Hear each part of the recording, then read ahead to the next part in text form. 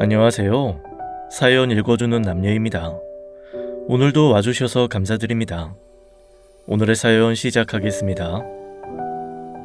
안녕하세요. 늙음하게 소중한 자식 하나를 얻게 된 70대 초반 여자입니다.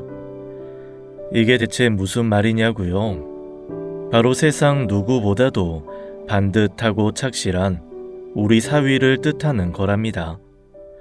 정확히는 제 딸과 결혼한 사위 말이죠. 흔히 사위는 백년 손님이라는 말이 있잖아요. 한평생을 두고 늘 어려운 손님으로 맞이한다는 의미인데 이런 것도 다 옛말인 것 같아요. 잘 얻은 사위 하나는 네 배 알아 낳은 네 새끼보다 오히려 더 나을 수도 있다는 것을 저는 우리 사위를 통해 알게 됐답니다. 말도 많고 탈도 많았던 큰딸의 결혼 생활 때문에 한때는 가슴이 무너져 내렸던 순간도 있었어요. 하지만 그것이 전화위복이 되어 사위와 둘도 없는 사위가 된 지금에 와서 돌이켜보면 인생이란 참 한치 앞도 내다볼 수가 없다는 것 같아요. 그럼 저와 우리 큰 사위의 각별한 관계, 지금부터 그 사연에 대해 이야기해 보도록 할게요. 저는 지금으로부터 까마득한 과거인 50년 전의 중매를 통해 남편과 결혼했어요. 우리 젊었을 시절까지만 해도 연애 결혼보단 선을 봐서 중매로 결혼하는 친구들이 대부분이었죠. 남편은 저보다 5살이 많은 평범한 회사원이었어요. 시절이 시절이니만큼 첫 시절부터 풍족했던 것은 아니었죠. 그래도 남편은 성실한 편이라 조금씩 저축도 늘려서 첫 딸을 낳고 나선 우리도 월세집을 벗어나 작지만 남의 집이 아닌 우리 가족의 집을 당당히 소유할 수 있게 됐어요. 그렇게 전 결혼 생활 10년 동안 큰딸과 둘째 아들 그리고 막내딸까지 모두 3명의 자식을 얻게 됐답니다. 하지만 청천벽력 같은 일이 일어났죠. 어느 날 평소처럼 퇴근을 하고 집에 돌아오던 남편이 그만 반대편에서 오던 음주 차량과 충돌하여 세상을 떠나버린 끔찍한 일이 벌어졌던 거예요. 여보, 어떻게 이런 일이... 수연 아버지, 제발 눈 좀 떠봐요. 비극이 우리 가족에게 닥친 이후 이전과 같은 삶은 더 이상 없었습니다. 저는 고작 12살인 큰딸과 10살인 아들, 아직 국민학교조차 들어가지 않은 7살의 어린 막내딸까지 아비 잃은 가엾은 네 새끼들을 온전히 홀몸으로 책임져야 하는 상황에 직면했으니까요. 그래도 인생은 죽으란 법이 없다지 않습니까? 엄마 난 여자보다 강하다는 말은 과연 틀린 말이 아니더라고요. 어쨌든 책임져야 하는 자식이 셋이나 있다 보니 어느 순간부터 저는 남편이 있을 때보다 더욱 악착같이 삶에 집착하며 닥치는 대로 일을 해나갔어요. 그러는 와중에도 우리 애들이 혹여 아빠 없이 자랐다는 서름이라도 품게 될까봐 최대한 차별하지 않고 골고루 애정을 주기 위해 참 많이도 노력했죠. 힘든 세월이었지만 그래도 시간은 마치 모터라도 달아놓은 것처럼 휙휙 지나가더라고요. 하늘이 제 눈물겨운 노력을 알아줬던 걸까요? 참 감사하게도 자식들은 어느 하나 크게 모난 아이 없이 모두 대학을 나와 자기 구실을 할 줄 아는 그런 번듯한 성인으로 성장했죠. 특히 졸업을 하자마자 이름만 대도 대부분 다 알만한 좋은 직장에 취업까지 한 큰딸은 저의 가장 큰 자랑거리였어요. 그런 우리 큰딸이 35해에 어느 날 갑자기 결혼하고 싶은 남자가 생겼다며 집에 인사를 드리러 와도 되냐고 묻는 것 아니겠어요? 사실 결혼할 생각 같은 거 전혀 없었는데 그런 날 결혼하고 싶다는 마음을 품게 만들어준 좋은 사람이야. 아마 엄마도 보면 금방 마음에 들 거라고 믿어. 내 인생에서 이런 일은 아무래도 처음이다 보니 솔직히 큰딸이 데려올 남자에 대해 기대감이 하나도 없었다고 하면 그건 거짓말이겠지요. 더구나 지금껏 누구보다 제 앞가림 잘해오고 야무진 큰딸이 고른 남자라면 분명 어디다 내놔도 부족한 부분은 없는 사람일 거란 확고한 믿음이 있었어요. 하지만 막상 큰딸이 데려온 남자와 마주하게 되자 그랬던 제 마음은 바람 빠진 풍선처럼 서서히 꺼져들더군요. 안녕하세요, 어머님. 수연이한테 얘기 많이 들었습니다. 수연이 말론 어머님이 자식들 키우느라 정말 고생 많이 하셨다던데 그런 흔적 없이 너무나 고우세요. 빈말이 아니고 진심이에요. 첫 만남부터 어색함을 풀기 위해 싹싹하게 구는 성격은 나쁘지 않았지만 아무래도 자식들의 결혼 상대자를 만나는 자리가 처음이다 보니 불편함은 쉽게 가시질 않더라고요. 아, 예. 반가워요. 사실 우리 딸에게 결혼까지 생각하는 남자친구가 있다는 사실조차 몰랐는데 좀 당황스럽긴 하네요. 아, 진작 찾아뵙고 인사드렸어야 하는 건데 정말 죄송해요, 어머님. 지금이라도 이렇게 어머님을 알게 됐으니 앞으로 예쁘게만 봐주신다면 우리 어머니라고 생각하면서 최선을 다하고 싶어요. 저는 이런 상황이 마치 자신과는 아무런 상관도 없는 남의 일이라는 듯 새초롬한 표정으로 음료만 마시고 있는 딸에게 문득 서운한 감정이 들었어요. 주변에서 보면 보통 딸들은 아주 작은 시시콜콜한 일까지도 다 이야기를 해서 귀찮다는 말까지 나오던데요. 어쩜 우리 집 애들은 나에게 뭐 하나도 털어놓는 게 없나 싶어 솔직히 엄마로서 서운한 마음이 들 수밖에 없더군요. 거기에 더욱 놀라운 사실은 딸이 결혼하겠다고 하는 남자가 요즘 세상에 그 흔한 대학조차 나오지 않았다는 거였어요. 우리 아이들도 아빠 없이 그리 풍족하진 않은 환경에서 자라왔어도 대학에 들어가서 장학금도 타며 무난하게 졸업까지 했거든요.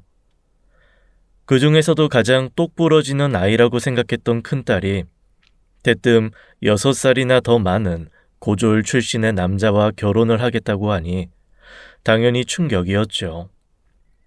남자의 직업은 타일공이라고 하더라고요.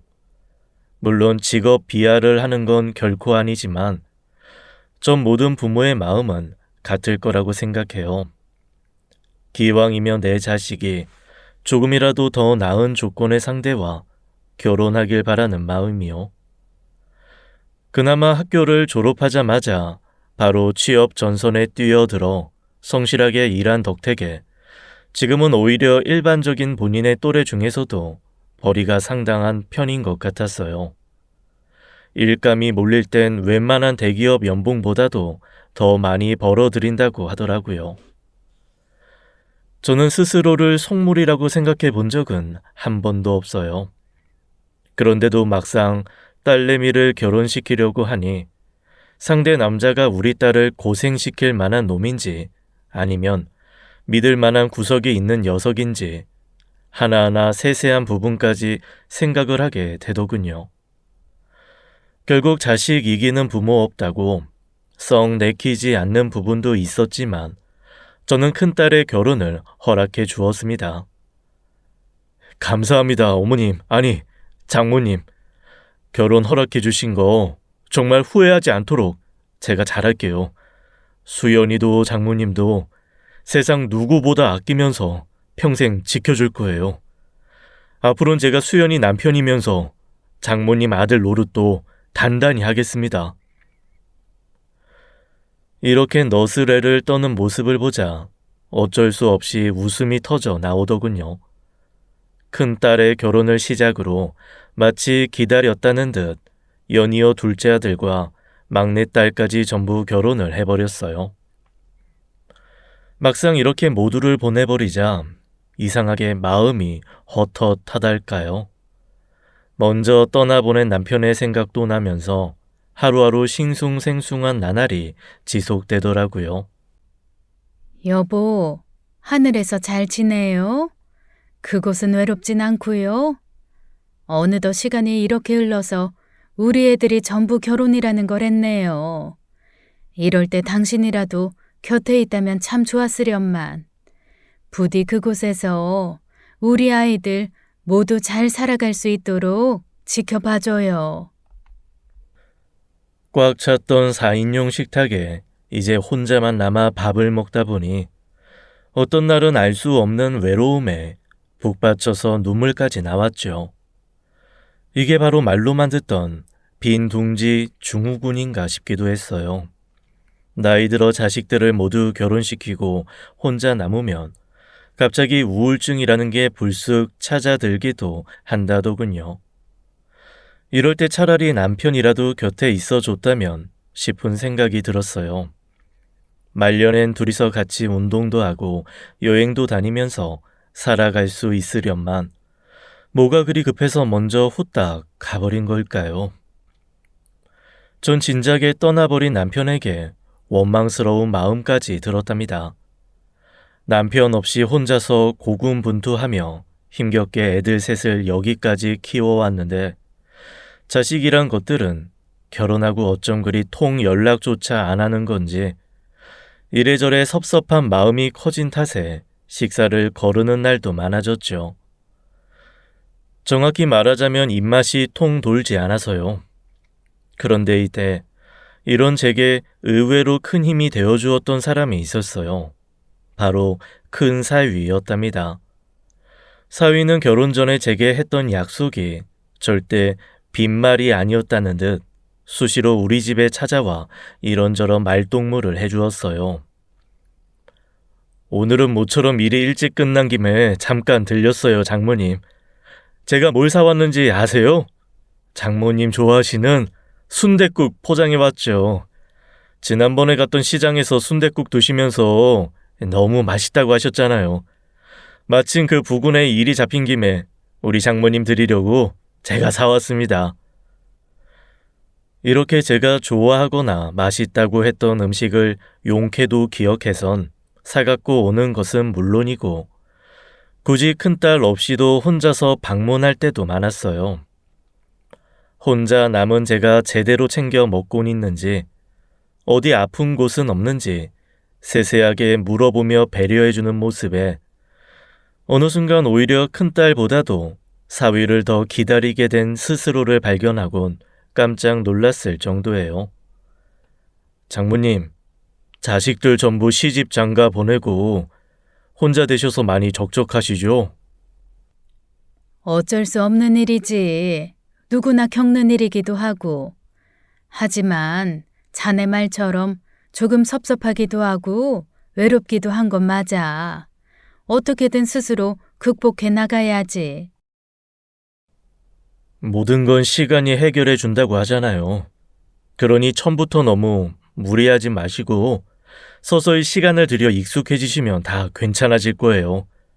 뭐 잡숫고 싶거나 콧바람이라도 쐬고 싶어지실 땐 언제든지 연락 주시고요. 전 항상 장모님 편인 거 아시죠? 어쩜 이리도 예쁜 말만 골라서 하는지 내 속으로 낳은 자식들조차 내게 이런 얘기를 해준 적이 한 번도 없는데 백년 손님이라는 사위가 손을 꼭 잡아주며 이리 말을 해주니 저도 모르게 눈물이 툭 흘러나왔습니다. 주책이라고 생각하며 황급히 눈물을 훔치려는데 사위의 눈에도 조그마한 눈물방울이 툭 맺혀 있더라고요. 서로 민망해진 우리는 눈이 마주치자마자 누가 먼저랄 것도 없이 큰 소리로 웃음을 터뜨렸죠. 하지만 딸같이 곰살스런 사위가 아무리 잘 챙겨준다고 해도 어딘가 뻥 뚫린 것 같은 마음의 허전함은 여전하더군요.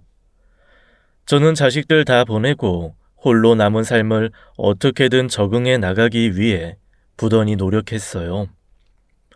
아침부터 일찍 일어나 온종일 부지런히 움직여도 보고 문화센터 노래교실도 다녀봤죠. 난생 처음 수영장에 가서 수영 교습도 받아봤고요. 이럴 때 한 번쯤 자식들이 얼굴이라도 비춰주거나 목소리라도 들려준다면 참 좋을 텐데. 다들 제 엄마가 어떻게 살고 있는지 궁금하지도 않는 건지 너무나 무심하더라고요. 제가 먼저 전화를 걸어봐도 바빠서 오래 통화하지 못할 것 같다는 소리만 내뱉고 말이에요. 하긴 결혼해서 이제 각자 자신들 가정이 생긴 데다 일과 집안일도 병행해야 하니 제가 그런 점까지 이해하지 못했던 건 아니에요. 그래도 어느 누구 하나 빈말이라도 어디 아픈 곳은 없는지 적적하진 않은지 물어봐주는 자식 하나 없다는 건 참 서운한 일이었어요. 그런데 참 신기하게도 이런 제 마음을 꿰뚫기라도 한 것처럼 큰 사이가 제가 유독 우울해할 때마다 집에 찾아와선 말동무를 해주곤 했답니다. 장모님, 저 왔습니다. 아이고, 자네 왔나? 얼굴이 그새 또 왜 이렇게 야위셨어요? 제가 식사는 꼭 챙겨 드시라고 했는데. 아무래도 혼자 있다 보니 이전보다 확실히 입맛이 없어졌나 보네. 그래도 굶지는 않으니까 너무 걱정하지 마. 좋아요. 장모님, 지금 저랑 같이 데이트 하실래요? 얼마 전에 동료랑 같이 갔던 고깃집이 있는데 거기 소고기 글쎄 너무 맛있더라고요. 특등급 한우라는데요. 입안에서 사르르 녹는 느낌이라니까요. 오늘 장모님 모시고 같이 가고 싶어요. 일이 바쁠 텐데도 잊지 않고 규칙적으로 꼬박꼬박 찾아와선 소소한 이야기도 해주고 맛있는 밥 한 끼도 챙겨주는 사위가 그렇게 고마울 수 없었어요. 이뿐만이 아니었어요. 아들까지 결혼을 해서 집을 나가버리자 가장 곤란해진 점은 그동안 아들이 주로 맡아서 해오던 일까지 전부 제가 스스로 처리해야 한다는 거였는데요. 보통 집안의 기구가 망가지거나 수리를 해야 할 일이 있을 때 집안에 남자들이 있으면 뚝딱뚝딱 알아서 해결해 주는 경우가 많잖아요. 물론 전화를 걸어 AS 신청하면 된다지만 나이가 들어선지 전화 걸기도 귀찮고 연결이 빨리 되지 않을 땐 괜히 조바심이 들었어요. 그런데 이때 해결사가 돼준 사람도 역시 우리 집 큰 사위였죠. 사위는 타일공 일을 하고 있어서인지 손재주가 굉장히 좋았는데 그래서 한 번씩 집에 올 때마다 제가 손 쓸 수 없는 다양한 집안일을 대신 처리해주곤 했답니다. 자네 덕분에 한시름 놓았어. 지난번에 자네가 고쳐준 화장실 타일 말이야. 업자 불렀으면 돈도 많이 나왔을 텐데 자네가 갈아준 덕택에 얼마나 고마운지 몰라. 에이, 별 말씀을요. 어차피 제가 하는 일이 그건데요. 오늘도 온 김에 혹시 뭐 부탁하실 일 없으세요? 지난번에 보니까 식탁 다리 한쪽이 좀 흔들리는 것 같던데 나사랑 부품 좀 확인해 드릴게요. 아니야. 왔는데 편히 쉬어야지. 왜 또 일을 하려고 그래? 우리 장모님 식사하다가 큰일 나면 어째요. 별것도 아니니까 한번 봐볼게요. 조금만 기다리세요. 노래 교실에서 만나 친해진 사람들의 얘기를 들어봐도 이렇게 자식처럼 싹싹하게 구는 사위를 들였다는 것이 결코 흔한 일이 아니더라고요. 자네는 힘들 텐데 뭘 이렇게까지 매번 찾아오나. 나 적적할까봐 그러는 거라면 너무 걱정하지 말게. 이 정도 해주는 것만으로도 충분히 위로가 되니까. 네? 아니요. 장모님 위해서 그러는 거 아니에요. 다 제가 좋아서 하는 거예요. 저 어린 나이에 어머니를 잃어서 사실 어머니의 정 같은 거 별로 모르고 자랐거든요. 그래서인지 장모님 처음 뵙고 왠지 꼭 우리 어머니 같기도 해서 너무 좋았어요. 예전부터 만약 어머니가 살아 계셨다면 이렇게 같이 맛있는 것도 먹으러 다니고 쇼핑도 하면서 남들처럼 그렇게 살고 싶었거든요. 사위의 말을 듣고 있자니 코끝이 쨍하니 아려왔어요. 사실 사위에게는 부모님이 없었어요. 처음에 큰딸이 사위와 결혼을 하고 싶다며 데려왔을 때 반대했던 이유 중 하나가 이 때문이기도 했죠. 우리 딸 역시 아빠 없이 저 혼자 힘들게 키우긴 했어도 결혼만큼은 번듯한 부모 밑에서 잘 성장한 사람과 할 수 있기를 바랬거든요. 사위의 이런 말을 듣고 있자니 한때나마 부모가 없다는 이유로 결혼을 반대했던 나 자신이 너무 부끄러워서 견딜 수가 없어지더군요. 지금은 오히려 이런 큰 사위의 댐댐이도 알지 못한 채 그저 겉으로 보이는 조건에만 휩쓸려 끝까지 결혼을 반대했다면 내복을 스스로 걷어찰 뻔했구나 싶은 마음마저 들었어요. 그렇게 어느덧 큰 딸네 부부가 결혼한 지도 2년이라는 시간이 흘러 딸과 사위를 반씩 닮은 귀여운 손주 녀석까지 생겼답니다. 참 감사한 일이었죠. 2년의 세월 동안에도 사위는 변함없이 항상 저를 찾아와선 이런저런 이야기도 들려주고 정작 딸내미는 해주지도 않는 결혼 생활에 관한 재밌는 에피소드도 들려주는 등 여러모로 저를 챙겨주었어요. 사위의 배려 덕분에 언제 그랬냐는 듯 저는 우울증을 극복할 수 있었고 이제는 홀몸이 된 현재의 삶을 즐길 수 있는 여유까지 얻게 됐죠. 그러나 갑자기 한꺼번에 찾아든 행복은 곧 다가올 불행의 서막이라고 했던가요? 손주까지 태어나고 얼마 지나지 않아 저는 큰딸네 부부와 마주할 때마다 어딘가 묘한 위화감을 느끼게 됐어요. 그 원인은 바로 제 딸에게 있었죠. 저는 큰딸이 혹시라도 자라면서 아빠 없는 아이라고 기죽을까봐 되도록 많은 부분을 허용하며 키웠어요. 더구나 첫 아이였던지라 아무래도 동생들에 비해 더 싸고 들며 키우기도 했죠. 그래도 어릴 때부터 욕심도 많고 워낙 야무진 아이라 스스로 똑부러지게 잘 처신해서 살아갈 줄로만 알았어요.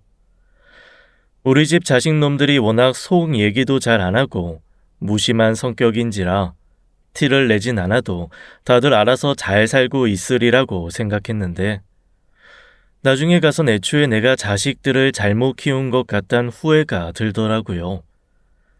큰딸이 사위를 은연중에 무시하며 하대한다고 느끼기 시작한 건 손주가 태어나고 얼마 지나지 않아서였어요. 큰딸은 사위가 하는 행동을 하나부터 10까지 못마땅하게 생각하는 것 같았죠.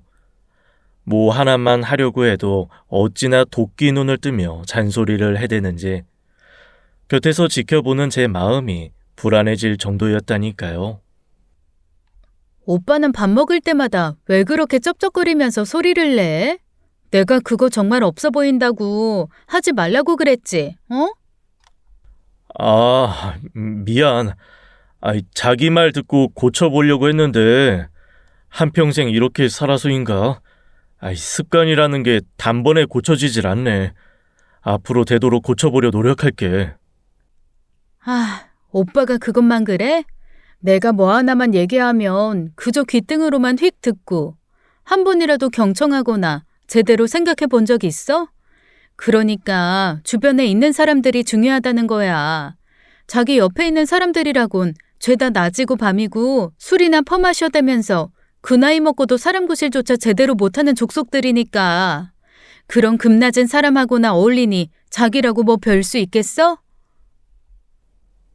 언젠가부터 큰딸은 아예 제가 곁에 있건 말건 노골적으로 남편을 무시하며 빈정거리는 발언까지 서슴지 않았죠. 그런 말이 어딨어. 낮이고 밤이고 술이나 퍼마셔 된다니. 우리 하는 일이 너무 힘들어서 술로 스트레스 푸는 경우는 있어도 앞가림조차 못하면서 술독에 빠져 있는 사람 없어. 사람 구실도 못한다는 말 너무 실례잖아. 어떻게 그런 말을 해? 내가 뭐 틀린 말 했어? 말이 나온 김에 또 하는 거지만 자기네 동료들이 뭐 골프라도 칠 줄 알아? 쉬는 날이면 떼거지로 몰려선 고깃집이나 가서 소주나 종일 퍼마시겠지. 그 나이 먹고도 남들처럼 골프를 치러 다니기를 해, 가족들 데리고 해외여행을 가기를 해. 내 친구들은 출산하고 나니까 시댁에서 몸 풀고 오라고 1등석 항공권까지 끊어줬다더라. 다들 대체 뭔 복이 그렇게 있는지.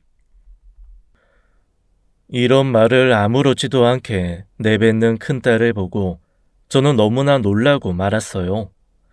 본래 싹싹한 성격이 아닌 줄은 알고 있었지만 그렇다고 해서 상대방의 기분을 나쁘게 만드는 비수 같은 말을 아무렇지도 않게 내리꽂는 그런 아이라곤 생각하지 않았기 때문이죠. 너 지금 남편 앞에서 못하는 말이 없구나. 힘들게 나가서 돈 버는 남편한테 네가 어떻게 그런 말을 할 수가 있어? 한서방이 늘 우리 집에 와서 나한테도 얼마나 잘하는데. 그런 걸 누구보다 잘하는 네가 쓸데없이 남들하고 비교하는 그런 말을 하는 건 아니지. 엄마야말로 딸 편을 들어야지. 지금 대놓고 사위 편 드는 거야? 어쩐지 가끔씩 나한테 말도 안 하고 이 집에 뻔질나게 드나든다 했어. 그래봤자 피도 한 방울 안 섞인 사위는 돌아서면 남이라니까. 오빠가 언제까지 엄마 비위를 그렇게 맞춰줄 거라고 생각해?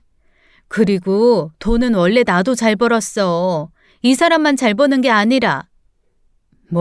뭐라고? 아니 얘가 너 어떻게 나한테 그런 못된 말을 할 수가 있니?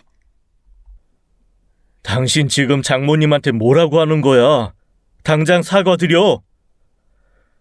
큰딸이 쏟아내는 비수 같은 말들이 곧 닥칠 불행의 전조라는 것을 물론 이때까진 전혀 상상하지 못했어요. 한번 들이우기 시작한 불길한 예감은 급기야 현실이 되고 말았습니다. 사위가 위암 3기 판정을 받은 거예요. 사위의 나이 이제 고작 44. 어린 자식도 있는 데다 앞으로 살아가야 할 날들이 창창한 나이에 암 3기라니 정말 청천벽력 같은 소식이었죠. 작년 여름부터 식사만 하고 나면 이상하게 속쓰림 증상이 지속됐다고 해요. 그저 단순한 스트레스성 위염이라고 생각했던 게 큰 오산이었어요.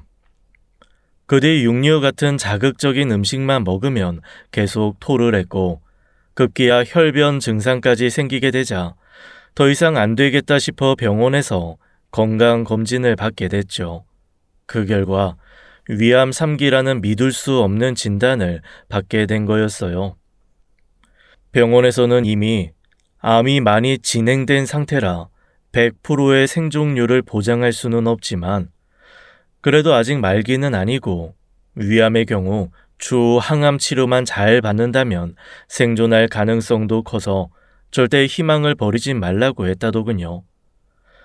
그렇다 해도 우리 가족 중에 암 환자가 나오다니 그것도 항상 감사하기만 한 우리 큰 사위에게 그런 병이 찾아들다니 너무나 큰 충격에 저는 그야말로 패닉 상태가 됐을 정도였어요.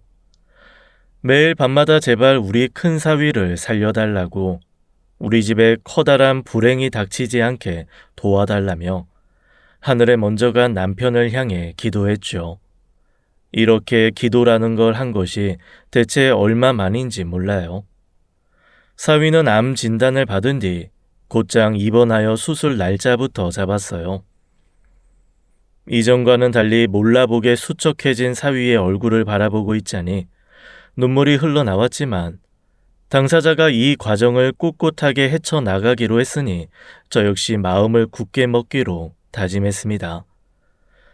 다행히도 매일 밤 하던 기도가 하늘에 닿은 건지 사위의 수술은 성공적으로 끝났고 이후에 항암 치료 역시 순조롭게 진행됐죠. 사위는 퇴원을 한 뒤 자택에서 병원을 오가며 계속 치료를 받았어요. 하지만 한번 큰 병을 앓게 된 신체가 다시 완벽히 회복하는 데까지는 당연히 오랜 시간이 필요했죠. 또한 암의 경우 언제든 재발의 위험성이 있는 병이니 환자가 약한 마음을 먹지 않도록 가족들의 헌신적인 보살핌과 든든한 위로도 필요했고요. 하지만 문제는 제 큰딸이었습니다. 남편이 암이라는 큰 병에 걸렸는데도 어쩜 제 딸은 눈 하나 깜빡하지 않은 채 되려 이렇게 말하더라고요. 요즘은 위암은 암도 아니래. 3기래도 생존율이 생각보다 높은 편이더라고. 오히려 그 이보다도 내가 죽을 맛이야. 이럴 줄 알았으면 육아휴직하고 바로 회사로 복귀했을 텐데. 유찬 아빠가 앞으로는 육아에 전념하라고 돈은 자기가 다 알아서 벌어다 주겠다고 그런 쓸데없는 허세를 부리는 바람에 결국 이 꼴 됐잖아. 병원비는 병원비대로 나가고 앞으로 유찬이한테 들어갈 돈도 수두룩한데 내가 일을 안 하면 우리 식구 전부 길바닥에 나앉게 생겼다고 지금. 큰딸은 손주 유찬이를 낳고 나서 잠시 육아휴직에 들어갔다가 사위의 권유로 결국 회사를 그만두었어요. 그러다 갑자기 사위가 위암 3기 판정을 받게 됐던 거죠. 물론 딸의 입장이 전혀 이해가 가지 않았던 건 아니에요. 이럴 땐 부모가 돼서 자식에게 경제적으로 큰 도움을 주지 못하는 현실이 너무 안타깝기도 했죠. 하지만 아무리 그렇다고 해도 암이라는 병이 미리 찾아온다고 예고하는 것도 아니잖아요. 어떻게 암에 걸린 자기 남편한테 저리 매정하게 구는 건지. 배 아파서 낳은 내 딸이라지만 정남이가 뚝 떨어질 정도더라고요. 제 앞에서 이렇게 말할 정도면 아직 회복이 되지 않아 안정이 필요한 제 남편 앞에서는 얼마나 더 가혹하게 쏘아 붙여댈지 빤해서 사위가 불쌍할 지경이었어요. 그러던 중 큰딸은 이전 직장에서 친하게 지냈던 선배가 퇴사 이후 개인적으로 차린 사무실에 자신을 스카웃했다는 말을 전했죠. 그리고 그 선배라는 사람의 회사에 바로 들어갔어요. 원래부터 큰딸이 집에서 가만히 육아나 살림만 할 체질은 아니라고 생각하긴 했죠. 어쨌든 생각보다 더 빨리 취업을 하게 돼서 다행이다 싶기도 했지만 한편으론 집에 혼자 남게 된 사위가 걱정됐어요. 그래서 딸의 취업 이후로 저는 큰딸 집에 거의 상주하다시피 하며 손주와 아픈 사위를 돌보았습니다. 장모님, 너무 죄송해서 어떡해요. 그래도 저 항암 치료받고 이제 많이 좋아졌으니 장모님께 민폐 끼치고 싶지 않아요. 이 정도는 저 혼자서도 할 수 있고요. 쓸데없는 소리 말어. 암이라는 건 다 나았다고 해도 그 후로 꾸준히 관리를 잘해줘야 재발이 되지 않는다고. 그리고 가족끼리 민폐라는 말이 어딨나. 자네가 내 아들 아니었어? 이런 제 말에 감동을 받았는지 야윈 사위의 두 눈에서 눈물이 흘러내리더라고요. 그 모습에 저까지 가슴이 너무 아파 함께 울어버리고 말았답니다. 왜 하필 이렇게 착하디 착한 우리 사위에게 이런 큰 시련을 주는 건지 야속한 하늘이 원망스러웠죠. 큰딸은 새로운 회사에 들어간 이후로 아주 살판이 난 건지 매일을 회식이다 뭐다 술도 잔뜩 마신 채 당당히 늦은 귀가를 하기 시작했어요. 물론 아픈 남편 대신 앞으로는 혼자서 가정 경제를 책임져야 하니 그에 따른 고충도 있었겠죠. 그치만 아무리 그렇다 해도 집에 항암 치료를 받는 남편이 있는데 어떻게 이런 식으로 행동할 수 있나요? 전 도무지 이해가 가지 않았습니다. 예수연아, 너 좀 일찍 다닐 수는 없니? 유찬이도 온종일 엄마만 찾더라. 유찬 아빠가 아무리 돌봐주려고 해도 애들은 그 나이 때 당연히 엄마 찾을 수밖에 없잖니. 더구나 유찬 아빠도 아직은 완전히 회복된 게 아닌데 이런 식으로 계속 늦게 들어오면 어떡해. 아, 엄마, 자꾸 짜증나는 소리 좀 하지 마. 나 지금 얼마나 피곤한 줄 알아? 애 낳고 한동안 술도 끊었었는데 요즘 계속 하루가 멀다 하고 회식이라 속도 뒤집힐 것 같단 말이야. 그럼 적당히 좀 마시고 다니면 되잖아. 아, 그게 말처럼 쉽냐고. 그리고 저 사람도 어차피 수술 성공적으로 마쳤는데 굳이 그렇게 계속해서 환자 취급할 필요가 있어? 돈도 밖에서 내가 벌어다 주는데 유찬이 정도는 집에 있는 사람이 좀 알아서 돌봐줄 수 있는 거잖아. 저는 혹시라도 침대에 누워있는 사위가 우리의 대화를 들을까봐 무척 노심초사했어요. 그런데도 큰딸은 이런 저와는 달리 사위의 눈치를 전혀 보지 않는 것 같더라고요. 눈치는커녕 오히려 사위에게 역정까지 내며 소리를 지르는 것이 아니겠어요? 엄마는 내가 집에 있을 땐 아무 일도 안 하고 띵까띵까 놀고 있는 줄 알아? 당신이 뭐라고 말 좀 해봐. 나도 당신 아내기 이전에 사람이야. 허구한 날 아프다고 골골거리는 사람 밥도 챙겨줘, 눈치도 봐야 돼. 거기다 엄마만 찾아대는 아들까지 돌봐야 돼? 게다가 이것만 해? 밖에 나가서 돈까지 벌어오잖아. 몸이 아주 10개라도 모자랄 지경이라고. 너 지금 아픈 사람 앞에서 뭐 하는 짓이야? 아프다 아프다 하면서 계속 저 사람 편만 들지 마, 엄마. 지금 가장 죽을 것 같은 사람은 오히려 나라고. 큰 병 앞에선 장사 없다잖아. 나도 지쳐. 너무 지친다고. 다들 환자 비위만 맞추느라 다른 사람에 대해선 아예 생각하지도 않잖아. 지금 엄마처럼. 저는 그때 보았습니다. 매몰차게 퍼부어대는 큰딸을 말없이 바라보는 사위의 공허한 두 눈을요. 뭐라고 대거리할 기운도 없는 건지 사위는 묵묵히 딸의 폭언을 듣고 있다가 이내 고개를 돌려버리더군요. 하지만 큰딸은 기왕 이렇게 된 거 지금까지 담아두고 있는 것을 모조리 꺼내들겠다는 듯 아주 기고만장해선 사위의 뒤통수에 대곤 계속 쏘아붙였어요. 이제 역할 바뀌었으니 육아와 집안 살림은 전부 당신이 도맡아 하면 되겠네. 온종일 일하고 들어온 난 양말 하나 벗는 것도 피곤해서 못할 지경이야. 그러니까 더 이상 나한테 그 어떤 것도 기대하지 마. 당신 앞에 밥상 대령하고 그런 거 앞으로 절대 할 마음 없으니까.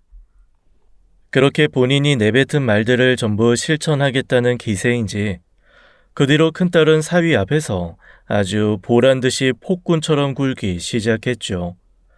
물론 사위의 항암 치료는 현재 진행형이었어요. 하지만 집에서 마음 편히 요양을 하기는커녕 큰딸의 서슬퍼런 기세에 사위는 어쩔 수 없이 본격적으로 집안일을 도맡아 하게 됐죠. 유찬이를 먹이고 씻긴 뒤 재우는 것도 온전히 사위의 몫이었어요. 제가 좀 도와주려고만 하면 그 와중에도 사위는 계속 손살에 만치더라고요. 장모님, 저 진짜 괜찮으니까 댁에 가서 좀 쉬세요. 저도 침대에 계속 누워있는 것보단 조금이라도 이렇게 움직이는 편이 훨씬 나아요. 그래도 아직은 절대 무리하면 안 돼.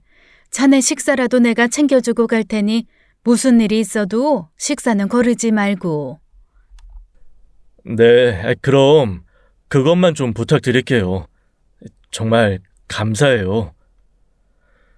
큰딸은 사위가 암에 걸렸다는 사실을 이젠 완전히 머리에서 지워버린 모양이더군요. 집안일을 전부 아픈 남편에게 내팽개치곤 자식조차 제대로 들여다보지 않더니 급기야 바깥으로만 나돌았어요. 어떤 날엔 심지어 외박까지 하더라고요. 아무리 내 딸이라지만 갈수록 이렇게 도를 넘어서다 보니 뭔가 단단히 일러두지 않으면 조만간 큰일이 터질 것만 같았어요. 그리고 결국 우려했던 일이 터지고 말았죠. 절대 무리를 해선 안 되는 사위가 어느 날 갑자기 정신을 잃고 쓰러졌던 거예요. 더구나 남편이 쓰러진 이 순간에조차 큰딸은 집에 없었답니다. 쓰러진 사위를 발견한 저는 너무 놀라 급히 119에 신고를 했고 대학병원으로 옮겨진 사위는 즉시 입원 수속을 밟았어요. 절대 안정을 취해야 하는 암 환자가 이렇게 다시 실려오는 꼴이 되니 환자의 가족으로서 의사를 보기도 참 면목이 없더라고요.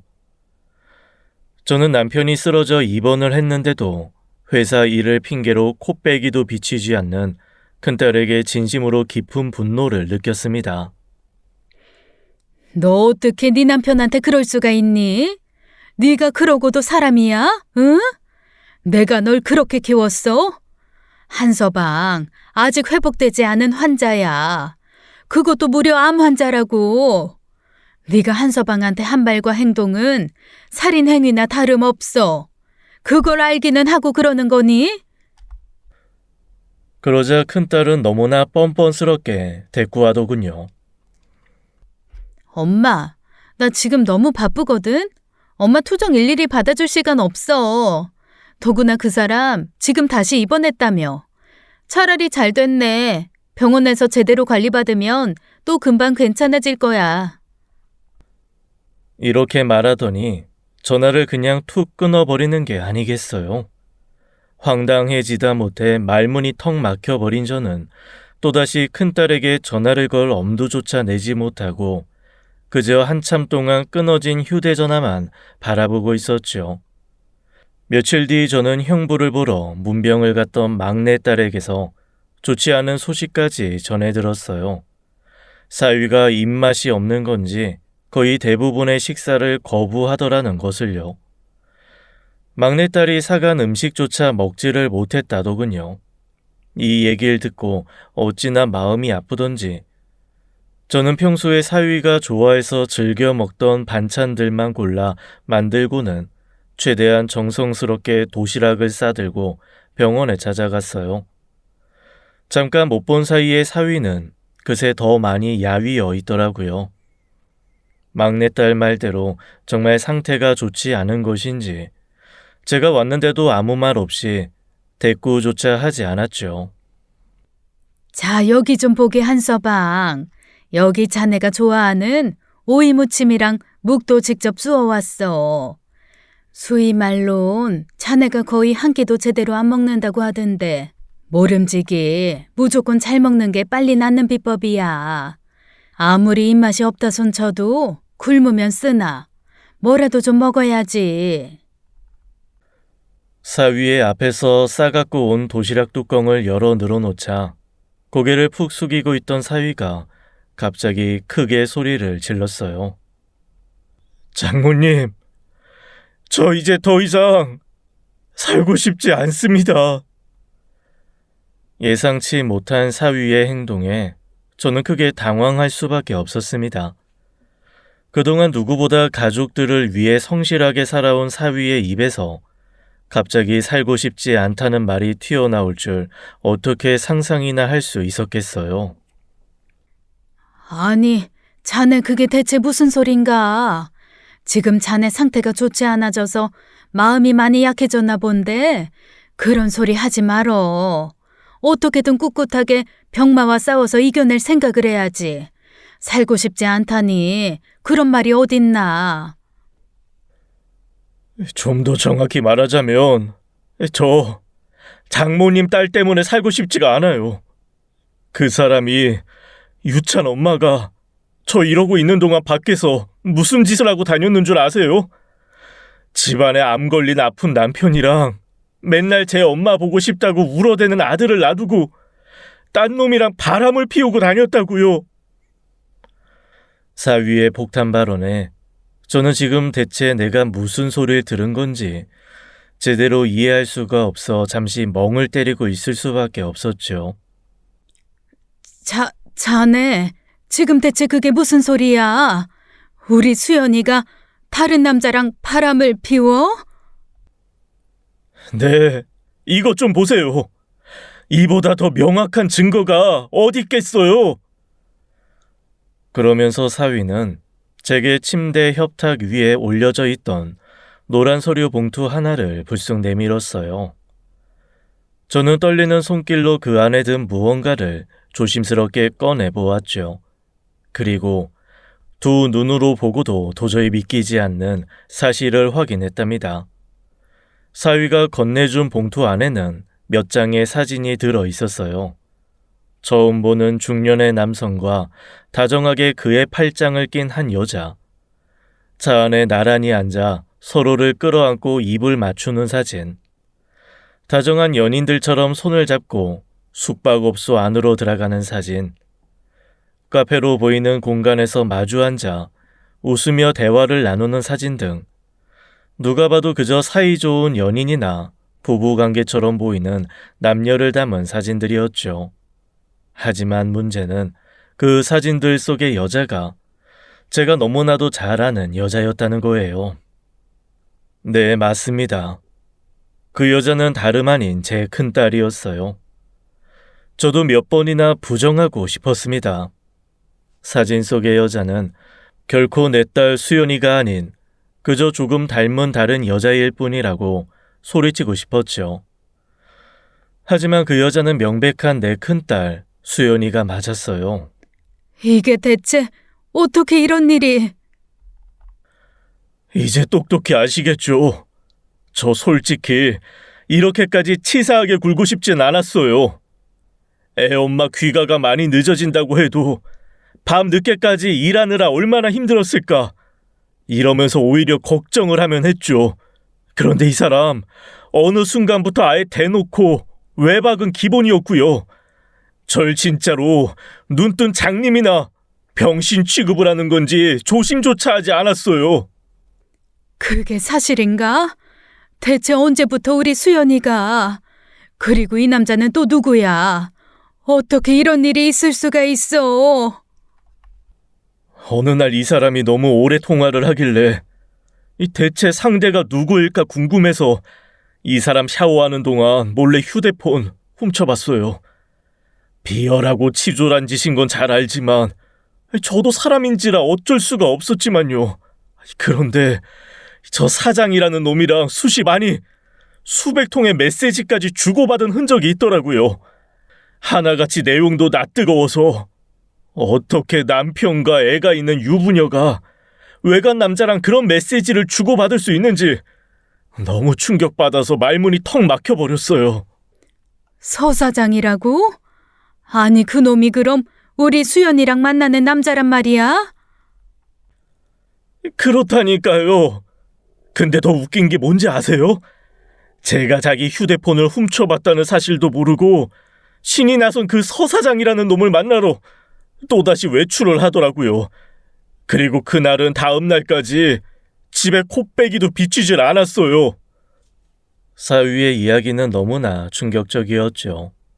사위는 충격을 받은 와중에도 불륜에 대한 확실한 증거를 잡고자 유능하다는 심부름 센터를 찾아내어 그곳에 큰딸의 외도 증거를 수집해달라 부탁했다고 해요.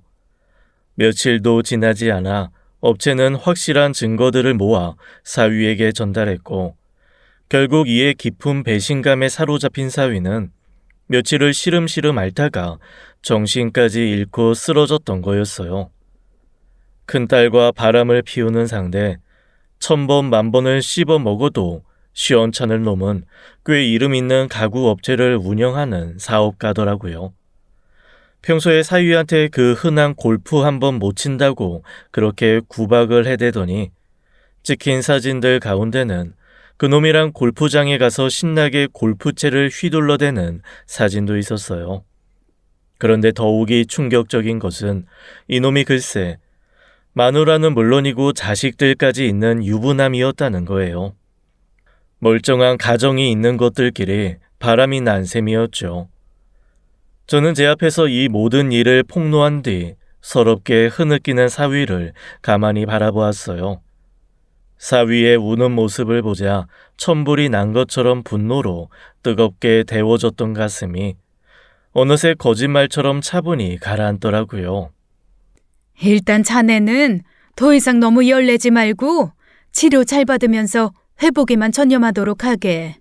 집에 가면 내가 수연이랑 제대로 얘기를 해볼 계획이네. 그리고 어떤 일이 있더라도 삶의 끈을 놓겠다는 그런 끔찍한 말은 절대로 하는 게 아니야. 장모님, 저 정말 앞으로 어떻게 살아야 할까요? 진심으로 살고 싶지가 않아요.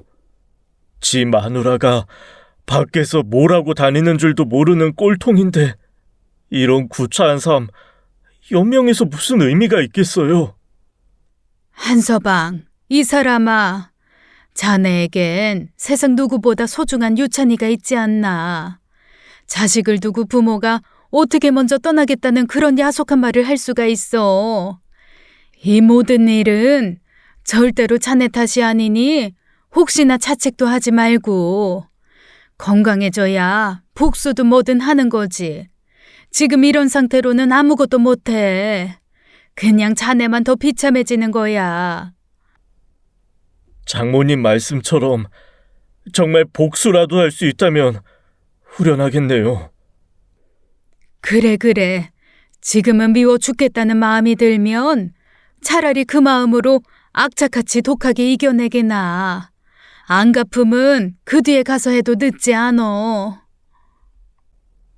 저는 말없이 어깨를 들썩거리며 흐느끼기만 하는 사위를 두고 조심스럽게 병실 밖으로 빠져나왔어요.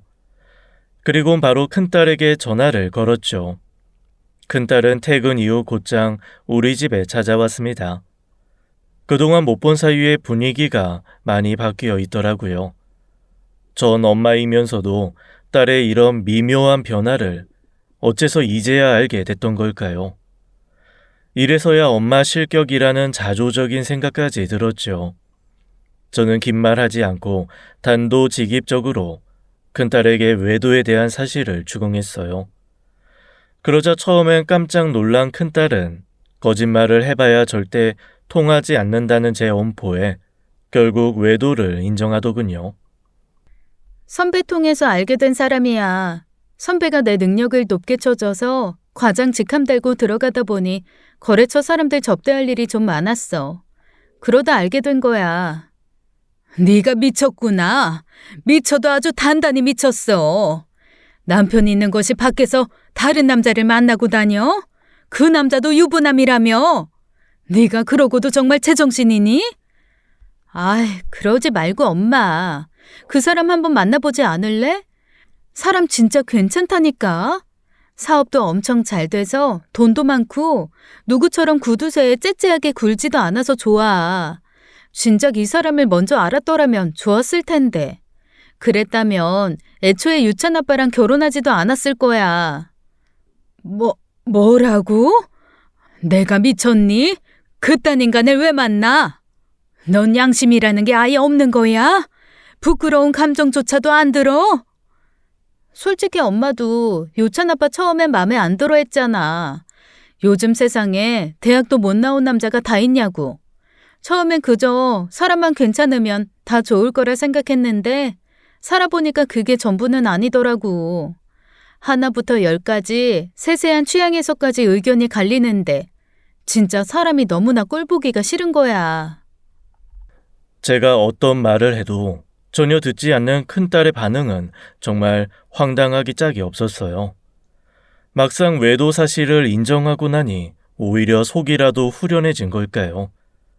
불륜남은 계속 치켜 세우면서 정작 지인 남편은 마구잡이로 무시하더라고요. 이런 딸의 추악한 모습을 보고 있자니 참을 수 없는 분노가 들끓어 오르면서 어쩌다 내가 자식을 이리 파렴치한 인간으로 키웠나 싶은 회한도 들었죠. 그래서 넌 결국 어떻게 하고 싶은 거야? 이대로 한서방이랑 헤어지기라도 하겠다는 거니?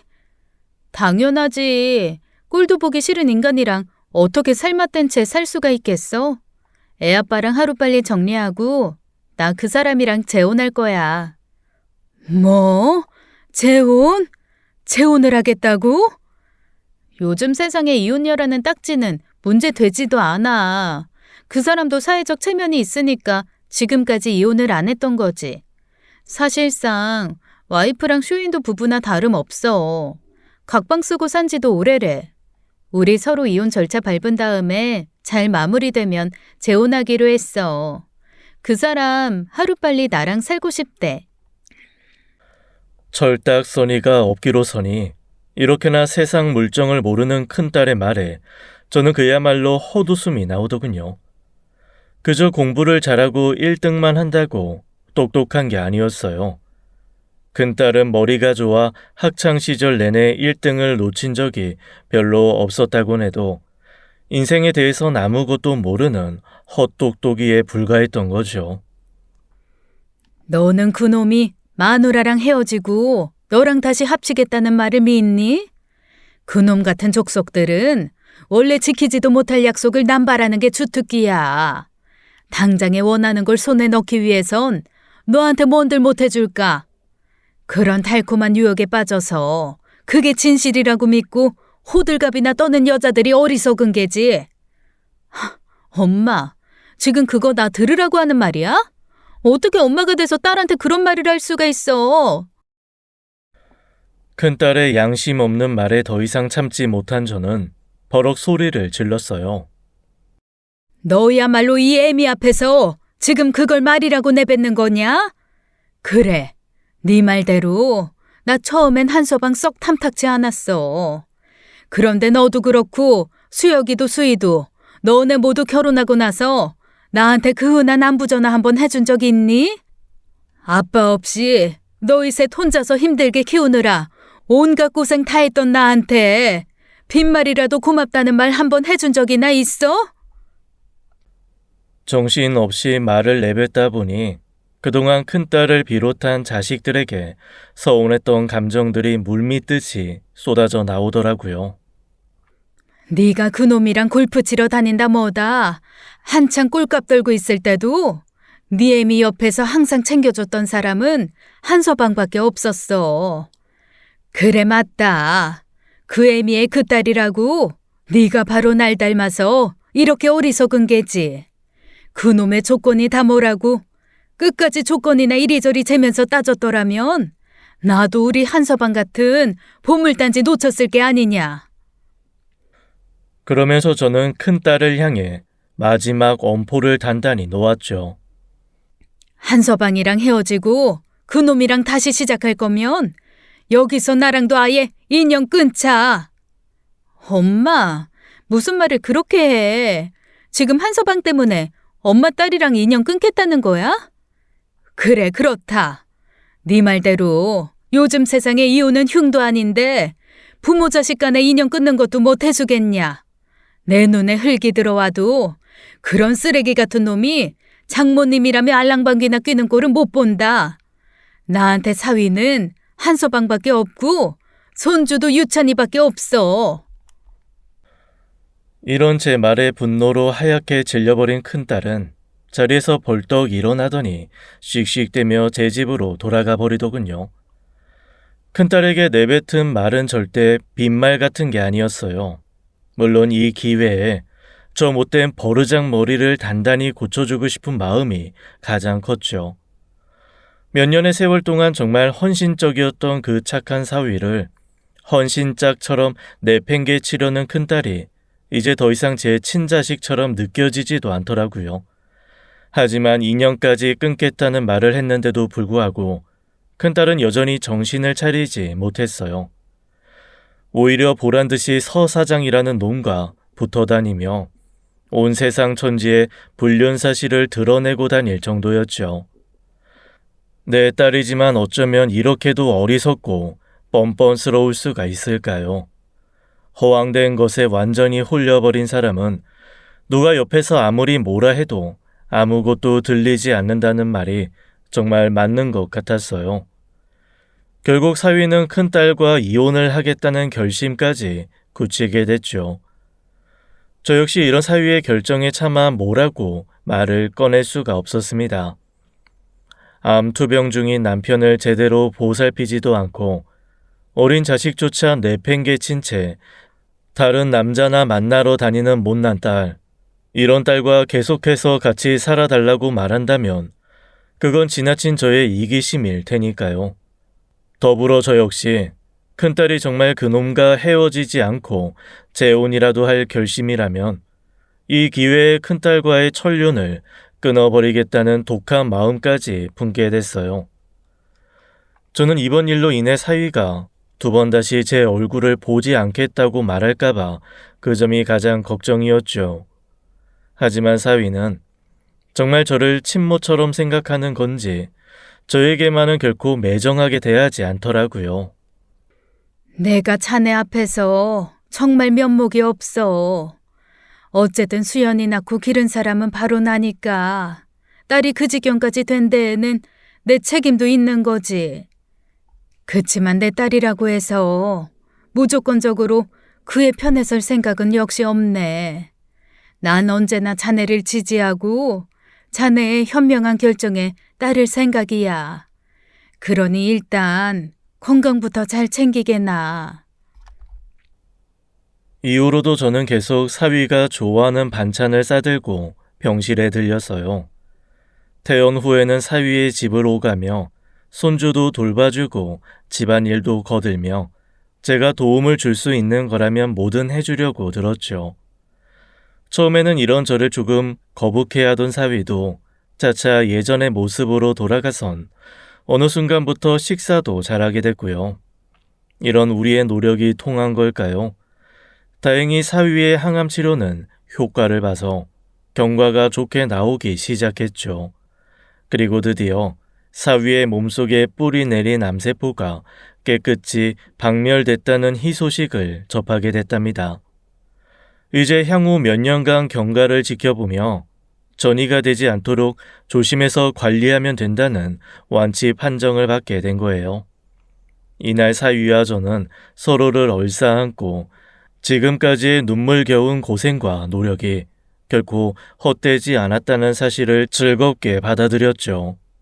진심으로 하늘에 감사할 기쁜 소식이었어요. 하지만 또 하나의 큰일이 남아 있었습니다. 바로 사위와 큰딸의 이혼 여부였어요. 만약 이혼을 진행한다면 사실상 귀책 사유가 명백히 큰딸에게 있었기 때문에 모든 면에서 큰딸이 손해를 보는 상황이었죠. 그러나 그 어리석은 것은 그저 순간의 욕정과 사랑에만 눈이 멀어 그런 것쯤은 눈에 뵈지도 않는 모양이었어요.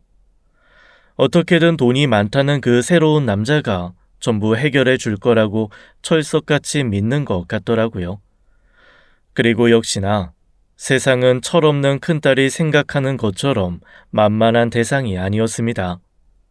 그 상간남이라는 놈이 기어이 큰딸을 차버리고 말았거든요. 저는 이미 처음부터 이런 순간이 오리라고 예상하고 있었지만 상간남과의 재혼을 한치도 의심하지 않았던 큰딸은 정말 엄청난 충격을 받았죠. 알고 보니 그놈한테는 사귀는 여자가 또 있었어요. 큰딸 하나만이 아니었던 거예요. 돈 좀 있다는 거 하나 믿고 이 여자 저 여자한테 껄떡대고 다니다가 그 마수에 걸려든 여자들을 소나귀에 주무르는 듯 갖고 놀았던 그런 수준의 놈이었던 거였죠. 애초에 아내와 이혼할 생각 따윈 추호도 없었고요. 자식까지 있는 큰딸이 설마 가정을 버릴까 싶었나 보더라고요. 그런데 막상 이혼 수속을 밟겠다고 얘기하자 그놈은 귀찮은 일이 생길 것 같은 불안감에 이쯤에서 매정하게 싹을 잘라버렸던 거지요. 결국 큰딸만 비참하게 버림받은 꼴이 돼버렸어요. 사위는 자신이 원하는 결과가 되긴 했지만 그래도 마음이 영 편치 않은 모양이더라고요. 결론적으로 큰딸만 상처를 받았을 뿐 그 못된 놈은 지금도 어디에서 다른 여자들과 함께 희희낙낙거리며 잘 먹고 잘 살고 있을 테니까요. 장모님, 저 그 자식 회사에 직접 찾아가 봐야겠어요. 사실 제일 잘못한 건 그 서 사장인가 뭔가 그 자식인데 여전히 혼자만 잘 살고 있는 건 불공평하잖아요. 찾아가서 아주 망신을 주고 싶어요. 2번 다시 그 잘난 얼굴 못 들고 다니게요. 자네가 간다면 나도 함께 가겠네. 나 역시 우리 가정을 이렇게 파탄내버린 그놈을 도저히 용서할 수가 없어. 이렇게 의기투합한 우리는 당장 큰딸의 상간남인 그놈이 운영한다는 회사에 직접 찾아갔어요. 여기가 서영국 대표가 운영한다는 업체 맞죠? 그 사람 지금 있는 거 다 확인하고 왔어요. 대표 이사실 어디 있습니까? 사위의 말에 당황한 직원들은 처음엔 서 사장이 자리에 없다고 거짓말을 하며 저와 사위를 내쫓기 위해 전전긍긍했죠. 하지만 여기에 굴할 사위가 아니었습니다. 대표실에 있는 꼭대기 층까지 기어이 올라간 사위는 사무실 앞에서 고래고래 소리를 지르며 계속해서 상간남을 불러댔죠. 야, 당장 나와. 내가 거기 있는 거 모를 줄 알고 치사하게 숨어있냐? 남의 눈에 피눈물 나게 만들었으면 본인 눈도 성치 않을 걸 알고 있어야지. 서 사장 네가 내 와이프한테 나랑 헤어지고 재혼하자고 했다며. 여기 있는 네 직원들은 네가 상습적인 가정 파탄범이라는 사실 알고 있냐? 가정 파탄범 주제에 여기 와서 거드름이나 피우면서 뻔뻔스럽게 사장 행세나 하는 거야? 이런 사위의 말에 사무실 안은 그야말로 아수라장이 되고 말았어요. 직원들은 저마다 수군거리며 사위와 제 주변을 삥 에워쌌고 누군가는 바로 휴대폰을 치켜들더니 이 광경을 촬영까지 하더라고요.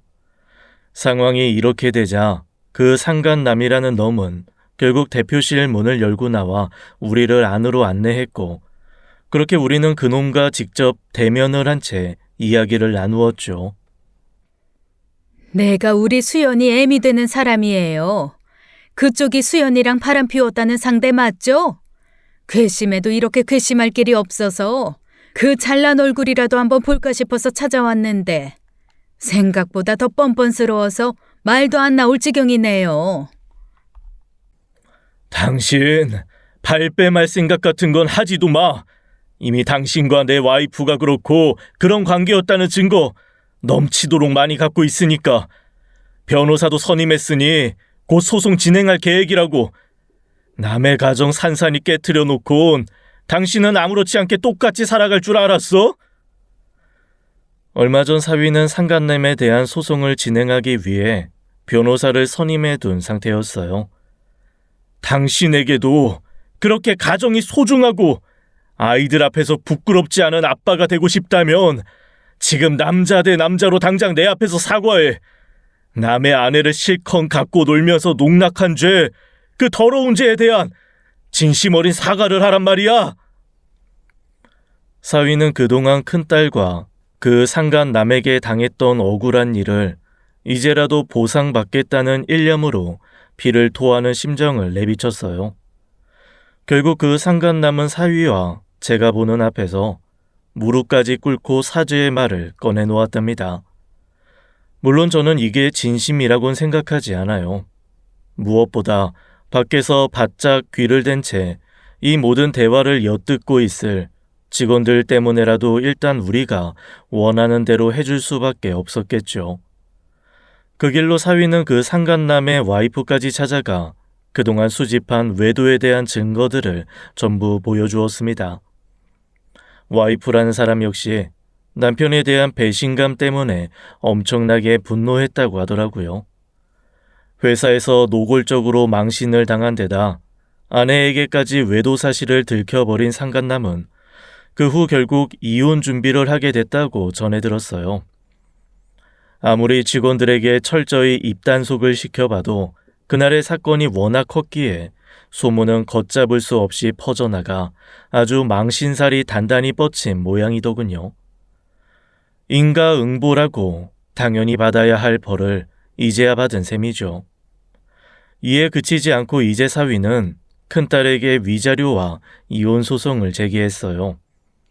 어리석은 큰딸은 상간남에게 비참하게 버림을 받은 이후 갑자기 180도 달라진 온순한 모습으로 집에 돌아왔죠. 그러더니 뒤늦게 착한 아내와 좋은 엄마 역할을 하면서 나름대로 노력하고 있었는데요. 사위가 예상치 못한 소송을 제기하자 그만 깜짝 놀라고 말았던 거예요. 여보, 유찬 아빠, 아니 태경 오빠, 다시 한 번만 생각해주면 안 돼? 그래도 우리 가족이잖아. 난 유찬이의 하나뿐인 엄마고. 오빠가 이렇게 나오면 우리 유찬이는 앞으로 어떡해? 당신이 언제부터 유찬이를 그렇게까지 생각하는 엄마였어? 나 병원에 입원해 있을 때도 그 놈이랑 놀러 다니느라 아예 집에는 발걸음조차 하지 않았던 사람이 나는 병원에 있고 당신은 밖에서 놔두느라 그동안 유찬이는 내내 장모님하고만 같이 있었어. 장모님이라도 없었으면 돌봐줄 사람도 하나 없이 정말 큰일 날 뻔했다고. 저 역시 저리도 뻔뻔스럽게 구는 큰딸의 모습을 보고 있자니 너무도 황당해서 동정심조차 들지 않더라고요. 자신은 바람을 피웠던 사실이 전혀 없다는 것처럼 말하는 걸 듣다 보니 헛웃음까지 나올 지경이었어요.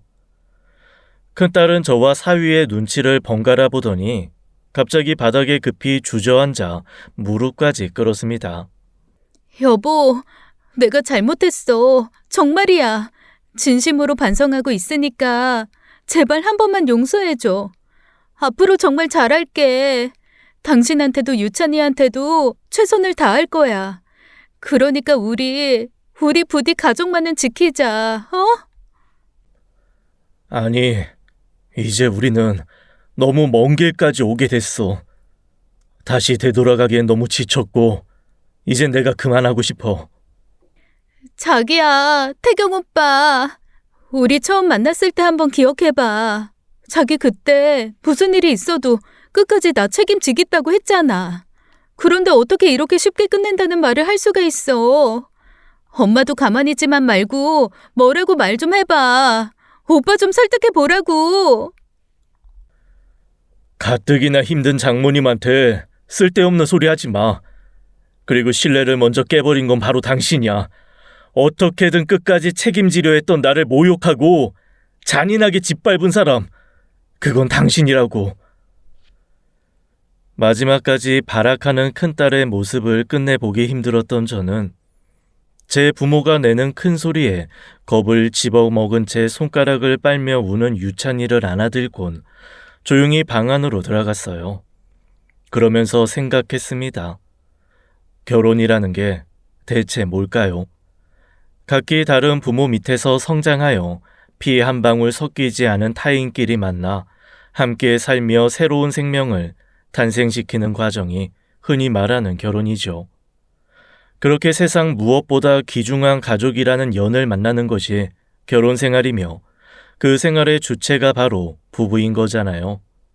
그런데 그중 누군가의 치명적인 잘못 하나로 돌이킬 수 없을 만큼 어긋나 버린다는 것은 정말 안타까운 비극인 것 같다는 생각이 들었어요. 천륜이라는 건 세상 그 어떤 것보다도 단단하게 묶여있는 끈이라는데 그 끈을 억지로 풀어내려고 결심한 제 마음 역시 당연히 편안할 리가 없었죠. 제가 이렇게 모질게 굴지 않는다면 큰딸은 계속해서 정신을 차리지 못하고 지금처럼 망나니 같은 인생만 살아갈 것 같았거든요.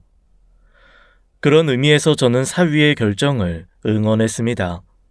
큰딸도 이런 인생의 쓴맛을 경험한다면 앞으로는 두 번 다시 같은 실수를 되풀이하지 않으리라고 저는 그렇게 믿었죠. 저는 사위의 편에 서서 이혼 재판 과정을 함께 겪었어요. 법원은 사위의 편을 들어주었고 유책 배우자가 된 딸은 혼인 파탄의 책임으로 사위에게 위자료를 지급해야 했죠. 당연히 손주의 양육권은 사위가 가져가게 됐습니다. 어린 자식을 내팽개친 채 상관남과 노란한 여자에게 자녀를 키울 권리 같은 게 어디 있겠어요. 사위는 상간남 소송에서도 결국 승소 판결을 받아내는데 성공했죠. 사실 이런 소송에서 승소하는 게 결코 쉬운 일이 아니라던데 이 사건의 경우 외도의 증거가 워낙 뚜렷했기 때문에 사위가 원하는 결과를 얻어낼 수 있었어요. 이 모든 힘든 과정을 겪은 뒤 사위는 어느 날 우리 집에 찾아왔답니다. 큰딸과 이혼을 하고 나서 사위는 자기의 잘못이 아닌데도 저에게 죄스러운 마음을 갖고 있는 것 같더라고요. 그럴 필요가 없다는 걸 마침 말해주고 싶었는데 이렇게 먼저 찾아오니 차라리 잘 됐다고 생각했어요. 자네, 뭘 그리 눈치를 보고 있나? 마침 자네가 언제쯤 오려나 기다리고 있었네. 그래, 요즘 건강은 괜찮고? 덕분에 정말 많이 좋아졌어요. 이제는 고기 같은 걸 먹어도 부대끼지 않고 소화도 잘 돼요. 모두 다 장모님 덕택이에요. 감사합니다. 나한테 감사할 게 뭐 있어. 전부 자네 복인 게지. 난 그저 앞으로 자네만 건강하게 잘 살면 돼. 그동안 너무 많이 고생했으니 앞으로 펼쳐질 인생은 그저 좋은 일만 있을 거야. 어깨를 두드리며 이렇게 북돋아주자 사위의 두 눈이 어느새 새빨갛게 물들어 있더군요. 장모님, 정말 죄송합니다. 수연이랑 끝까지 행복하게 잘 살고 싶었는데 결국 이렇게 돼버리고 말았네요. 장모님만 생각하면 제가 면목이 없어요. 자네, 이젠 더 이상 내 사위도 아니니까 그냥 이름으로 불러도 되나? 갑작스러운 제 말에 사위의 두 눈이 동그래졌죠. 네? 아, 네. 당연히 되죠. 그래, 그럼. 태경아. 한 번쯤 꼭 사위의 이름을 불러주고 싶었는데 어쨌든 지금에라도 이렇게 다정히 이름을 부를 수 있게 되어 어찌나 기분이 좋던지요. 어떻게 생각할지 모르지만 난 사위이기 이전에 태경이 널 아들이라 생각했어. 내 친아들 수혁이는 너처럼 다정다감하지도 않고 그저 무뚝뚝한 사내아이라 키우면서도 참 재미 하나 없었는데 잘 알지도 못하는 넌 내가 좋아하는 음식부터 소소한 취향까지 전부 꿰뚫고 있더구나. 그런 게 너무나 고마웠지. 장모님, 태경이 넌 나한테 미안해할 이유도 없고 죄책감 가질 필요도 없어. 오히려 딸 자식 잘못 키워서 너한테 평생 씻을 수 없는 상처를 준 것 같아서 내가 대신 깊이 사죄하고 싶을 정도다. 장모님, 비록 수연이와 전 이제 헤어져서 남남이 됐다지만 그렇다고 해서 장모님한테 단 한 번도 서운함을 느낀 적은 없어요. 장모님 덕분에 제가 이만큼 건강을 회복할 수 있었던 거니까요. 그렇게 생각해 준다니 고맙네. 무엇보다 자넨 세상에서 가장 귀한 내 손주의 아빠야. 한태경 자네와 한유찬 내 손주. 나도 앞으로 이 두 사람의 행복만 빌면서 살 거야. 그러니 언제 어디서나 자네와 아이의 행복을 비는 이 늙은이가 있다는 사실만 기억해줘. 제 얘기를 다 들은 사위가 눈물을 흘리면서 제 손을 꼭 잡아주었습니다. 저도 앞으로는 장모님이라는 말 대신 그냥 어머님이라고 부르고 싶어요. 어머님, 이루 말로 표현할 수 없을 만큼 늘 감사하단 말씀을 드리고 싶었어요. 말은 그렇게 하셔도 수연이와 혈연으로 맺어져 있는데 인연을 끊는다는 건 친족이 없는 저로선 감히 상상할 수도 없는 큰 아픔이겠죠. 저라도 어머님께 위안이 될 수 있다면 앞으로도 종종 유찬이를 데리고 찾아뵐게요. 한 해 한 해 몰라보게 커가는 손자 재롱도 보면서 앞으로는 어머님도 행복하게 사세요. 이보다 더 큰 위안과 감동이 또 어디 있을까요?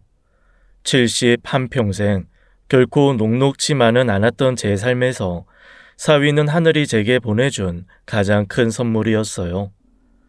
비록 제 딸과의 인연은 여기까지였다지만 그래도 저와의 인연만큼은 끝까지 이어가겠다는 사위의 말은 그저 말뿐이라도 제게 너무나 커다란 기쁨을 안겨주었죠. 이후 사위와 저는 이제 정말 친모자지간이 된 것처럼 곁에서 가장 가까운 사위로 지내게 되었답니다.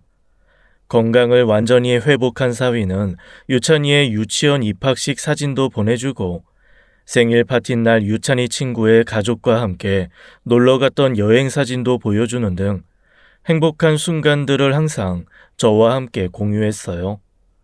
사위의 큰 사랑 덕분에 손주인 유찬이 역시 비록 엄마 없는 아이라도 씩씩하고 굳건하게 잘 성장하고 있는 것 같더라고요. 아, 큰딸은 어떻게 됐냐고요? 인연을 끊겠다고 선언하면 조금이나마 정신을 차릴 거라 생각했던 건 순전한 제 착각이었답니다. 큰딸은 여전히 정신을 차리지 못하고 돈 많고 부유한 남자를 찾아다니고 있어요. 이혼 이후 사귀게 된 남자 역시 겉모습만 번지르르한 사기꾼이었는데 결국 있는 것 없는 것 전부 탈탈 털린 채로 상처만 받게 됐죠. 그런데도 아직도 정신을 차리지 못해 계속해서 돈 많은 남자를 낚으려고 온갖 골프 모임과 취미 관련 동호회의 얼굴을 비춘다더군요. 큰딸에 대한 소식은 우리 막내딸을 통해 가끔씩 전해 듣는답니다. 동생들과는 자주 연락을 주고받는가 보더라고요. 아직은 제 마음도 완전히 풀리지 않아 큰딸만 생각하면 여전히 부하가 치밀어 올라요. 하지만 또 모르죠.